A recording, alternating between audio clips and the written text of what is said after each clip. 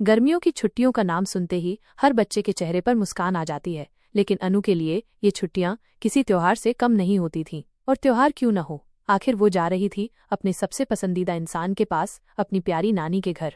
अनु कोई आम बच्ची नहीं थी, वो थोड़ी बातूनी थी, थोड़ी जिज्ञासु और बाकी बच्चों से कहीं ज्यादा खुराफाती। जब से उसने पिछली बार नानी के घर की अलमारी में पुराना नक्शा देखा था, तब से उसका मन बस एक ही बात में लगा था, इस बार खजाना जरूर ढूंढ निकालूंगी। नानी का गांव शांतिपुर नाम का था, पर जैसा नाम वैसा गांव बिल्कुल नहीं था। वहां कबूतर चिट्ठी नहीं पहुंचाते थे, बल्कि चूहों की रेस करवाई जाती थी। हर शुक्रवार को दूध बाटल मेला लगता था, जिसमें लोग दूध की बोतलों को रंग बिरंगे कपड़ों में लपेटकर सजाते और फिर परेड करते। गांव के प्रधान को सब गूगल बाबा कहते थे, क्योंकि उन्हें हर बात का जवाब पता होता था, भले ही गलत हो। अनु के पहुंचते ही नानी ने उसे कसकर गले लगाया और उसके कान में फुसफुसाई, इस बार कुछ खास है गुड़िया।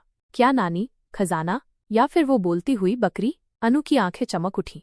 नानी ने मुस्कुराते हुए जवाब दिया, बोलती बकरी अभी MLA बनी है, उससे मिलने का टाइम लेना पड़ेगा, पर हाँ, खजाने वाली बात वो सच है।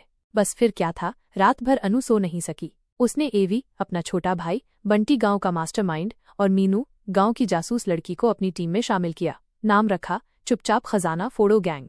खोज की शुरुआत। नानी के घर की एक कोठरी हमेशा बंद रहती थी। अनु को याद आया कि पिछली बार जब उसने वहां झांका था तो एक पुराना नक्शा, एक बिन पत्तियों का पेड़ और अजीब सी धुन सुनाई दी थी। इस बार नानी ने चुपचाप वो चाबी उसे दे दी। पर नानी, अंदर क्या है?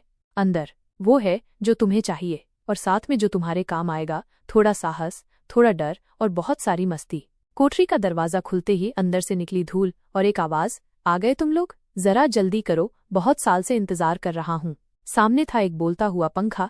मैं हूँ पंखा राम, इस कोठरी का रक्षक। खजाने तक पहुँचने के लिए 3 परीक्षाएं देनी होंगी। पहली जोक प्रतियोगिता, दूसरी रसगुल्ला खाने की स्पीड टेस्ट, तीसरी नानी की सबसे प्यारी कहानी पहचानना।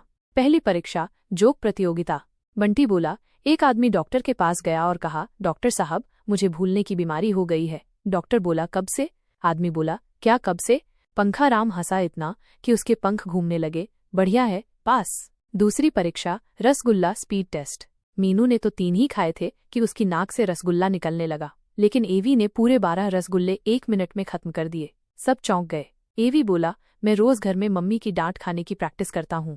नानी की पुरानी कहानियों में से एक थी सोने का मटका और आलसी राजा। जब अनु ने उसका नाम लिया, पंखा राम खुश हो गया।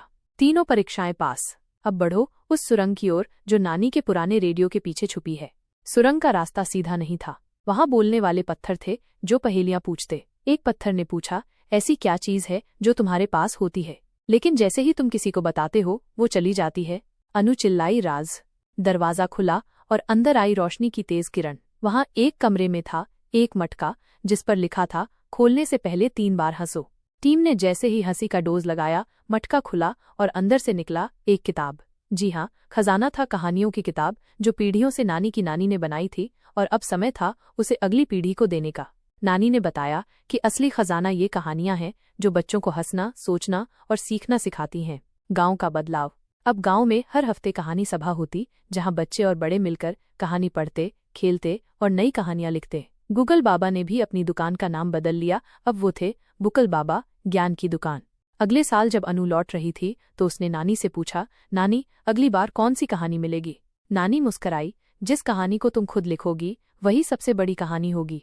नानी का घर अब सिर्फ ईंटों और दीवारों का घर नहीं रहा, वो बन चुका था एक कल्पना लोक, जहां खजाने छिपे थे, हंसी में, दोस्ती में और उन कहानियों में जो दिल से निकली थी। और अगर आप कभी उस गांव जाएं तो हो सकता है पंखा राम अब भी आपको अपनी सबसे पसंदीदा जोक सुनाने को तैयार रहिएगा।